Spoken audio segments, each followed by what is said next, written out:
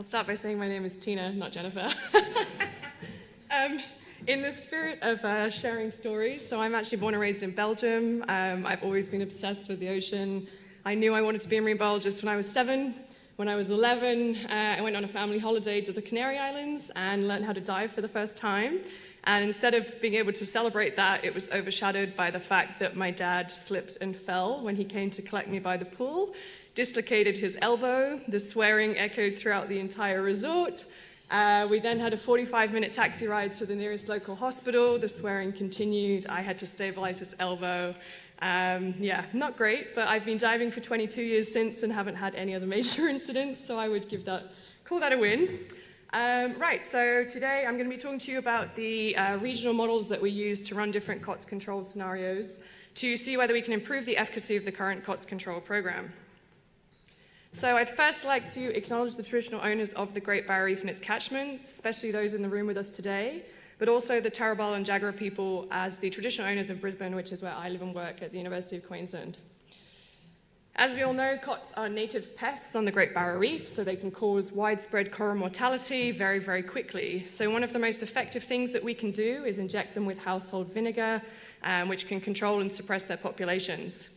As Roger mentioned, we're not trying to remove all of these COTS, they are native. We are just trying to suppress their populations down to a level at which coral recovery and coral growth can actually outpace the rate at which it's being consumed.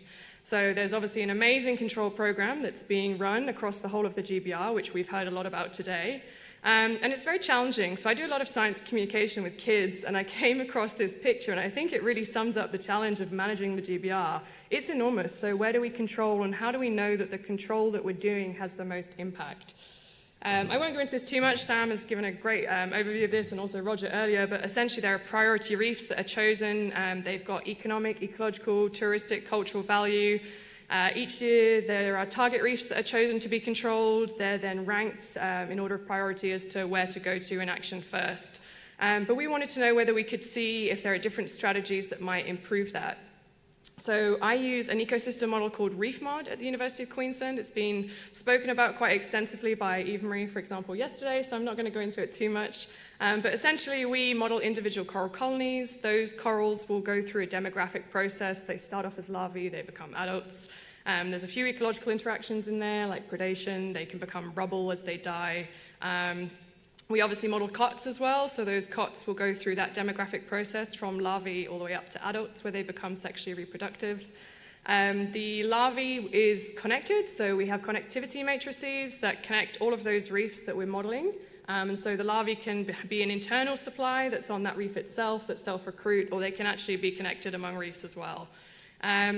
We have environmental stresses that we model, so for example the bleaching, cyclones, environmental water quality, and of course we model the control program.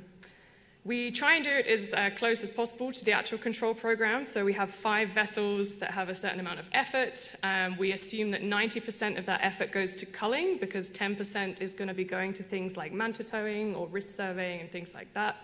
And then we do have the same 500 priority reefs that the Reef Authority has selected, and then we have a subset of target reefs as well, which is based on the reefs that were historically target reefs over the past 3 years. At each of those reefs, we separate the reef into the cull sites, and so whenever those COTS densities at the cull site are above that ecological threshold, they then get actioned and controlled to the ecological threshold. The effort that takes is then calculated, and we subtract that from the pool of effort and go on and on and on, and it's a kind of iterative process. And so we do this at each time step. It's every 6 months, and then we run it, so with control starting in 2019, going onwards into the future. So to begin with, we wanted to know whether our COTS predictions were actually, pretty accurate. So what we did was we compared our COTS per tow predictions with the COTS per tow observations that were being collected or seen on the reef. And this is data that was shared with us from the control program, from the LTMP, and also from the FMP programs. To compare those predictions and those observations, we split those COTS densities into the outbreak categories that the Reef Authority and managers use. And essentially, we wanted to know, when we predict an outbreak category, are we seeing that at each reef and each season, and do they actually match up with each other or not? And you can see it kind of goes from 0 COTS or very low COTS all the way up to very extreme densities, which is over 3 per tow. What we found was that actually we don't do a bad job, we do a pretty good job. So along the x-axis here, we've got those same COTS categories, and then we've got the percentage of observations, and the different colors show whether it's an over prediction, which is in red, or an under prediction, which is in green, and it obviously becomes more severe going up the scale or less severe going down.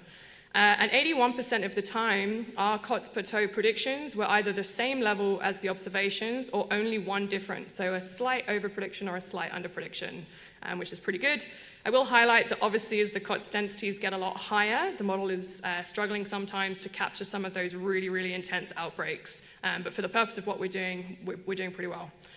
So we have the current program. We've got a range of different scenarios that we've tested. I'm not going to go into all of them because there are heaps. But we looked at things like spreading the spatial effort, so focusing vessels potentially in the far north or the central, combinations of those, focusing vessels more in green zones or protected reefs or blue zones and unprotected reefs, looking at kind of putting out fires where they're starting, I suppose, so going to those reefs that have got outbreaks and hitting those first. We also considered scenarios with effort sinks, which is something that Jacob Rogers has really been coining, where you've got such a high density of COTS that potentially there's no point even trying to control that reef, perhaps you should move on. What we found when we were running all of these different scenarios was that, so here I'm just going to focus on coral area benefits. So we're looking at the gain in coral area between the scenario where we control and a scenario where we don't do anything at all, so there's no control and everything just runs as normal. So we're really looking at the change in coral area. And what we found, so this is just for priority reefs, so it's those 500 along the x-axis, you've got the years going into the future, and then we've got along the y-axis that change in coral area between the scenario and the counterfactual. And so the GBR-wide scenario, which mimics the current control program, actually does the best most of the time, and definitely up until a certain time point. Post about 2035, it's obviously better to go to priority reefs that have got outbreaks.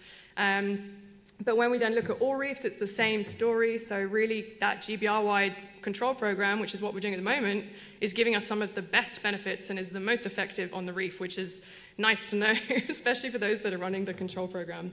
So this is really one of the best ones. We also ran this, so my collaborator, Scott, who's at CSIRO, he's got another ecosystem model that is slightly different in terms of the spatiotemporal nature, but confirms that actually that strategy is one of the most effective. So it's good to have this ensemble approach where you can actually see whether these things are the same across multiple platforms. So we then started to think about whether we could improve this even more. So what about if we take a more dynamic scenario where we're changing things at every single time step? And so in ReefMod, we model on a 6-month basis. We've got a kind of dry season and a wet season. And so here what I did was I ranked reefs at each time step. So I still kept that priority reef list, which is those 500, and I still have the non-priority reefs, but we're scrapping the idea of anything target. And I guess, again, this is getting a little bit close to the control program where they have this target reef list each year. So I ranked reefs by coral cover and the risk of them spreading COTS larvae, and I made a kind of composite score out of those two things to see, okay, which reefs have got the most coral cover that we want to protect, but also have got the greatest risk of spreading COTS to all the other reefs nearby. So that's our kind of dynamic GBR scenario that's going to be in pink. And then two variations of that where we wanted to see whether we could, I guess, incorporate some idea of this protection status, so reefs that are fished or not fished or protected or not protected. So essentially, when we do that scoring, if you've got two reefs that are the same or kind of in the same range of the score, in one scenario, we decide we'll prioritize unprotected reefs. So if there's a tie in the score, we go to the unprotected reef first. And then in the other scenario, when there's a tie in the score, we go to the protected reefs. And so that was our other two scenarios. And so if we look at the outputs from that, so this is the, again, priority reefs. Along the x-axis, you've got all the years. Along the y-axis, it's coral area gains. So obviously, the higher, the better. And here it's bars because for each scenario, we're running it 20 times. And that's because there's a ton of stochasticity in the model. And so we want to account for all of those different scenarios and the range in those parameters. I realize it's maybe a little bit difficult to see, but essentially if you focus on the yellow being the original, you can see that the pink and the blue and green are outperforming that original GBR scenario most of the time. And if I just take the mean across those for those priority reefs, you can still see that the dynamic scenarios are giving more coral area gained, particularly after it's kind of up and running maybe from 2030 onwards, than just sticking to a set kind of target and priority reef list.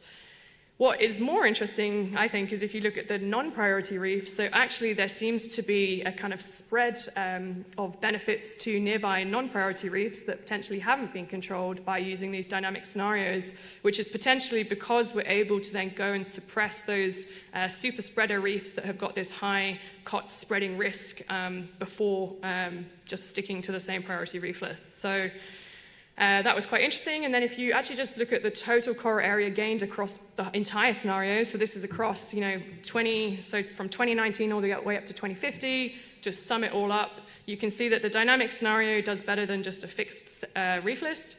And actually, if you're considering adding a kind of priority to a protected or non-protected, it's maybe better to go to the unprotected reefs that potentially need more help or have kind of got less inherent resilience than some of those protected areas, which we would assume have more fish biomass that are potentially controlling those things a bit more holistically. So in summary, all of the scenarios show benefits. So I'll reiterate what Roger said and what Sam said. Controlling is always better than not controlling. If you don't control, you're not going to get any coral area benefits at all. So all of the scenarios that I've run, of which there are many, show benefits in coral area. They show reductions in outbreaking reefs, all of it. But the current GBR-wide strategy is very good, and if you stick with that, you're still going to get really good gains and really good benefits. But changing to a more dynamic scenario is potentially even better, and it does look like maybe focusing effort in those unprotected reefs that need a bit more help, that don't have that inherent resilience from healthy fish populations, might be a good strategy when you're weighing up whether to go to a protected or an unprotected based on those other criteria. I will just give a quick caveat that all of these scenarios were run with only one emission pathway and also with one climate model. So we do know from other people's work that this is all going to change a lot. And there is obviously a point at which if there's no coral cover, there's going to be no COTS. So if you're looking at different climate pathways and emissions, that's all going to change. But certainly in the next few years, this seems to suggest that we can make a really big impact following those strategies. Finally, thank you to CSIP for funding this research. It wouldn't have been possible without that. Thanks to all the collaborators that I work with across all the institutions. And yeah, it's been very, very fun. Thank you all for listening. And I don't know if we're doing questions. We are.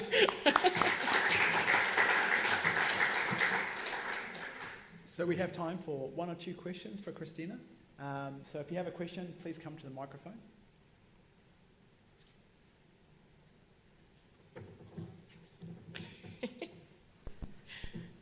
So you showed a strategy, in the dynamic strategies you were responding to connectivity. I presume that assumed in your model universe you know what the connectivity is. Yeah, that's a big caveat. So we're assuming perfect knowledge of everything in the environment all the time, yeah. Which is obviously not the case.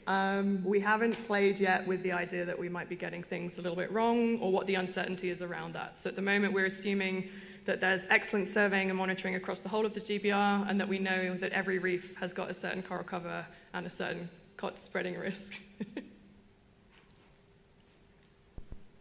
I guess that's a good plug for more funding for surveying and monitoring, eh?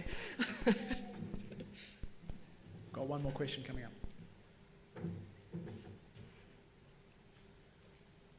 Thanks, Tina. It was really, really great to see this work. It's again an example of the kind of collaboration between research and management I think is critical. As I was trying to get out this morning.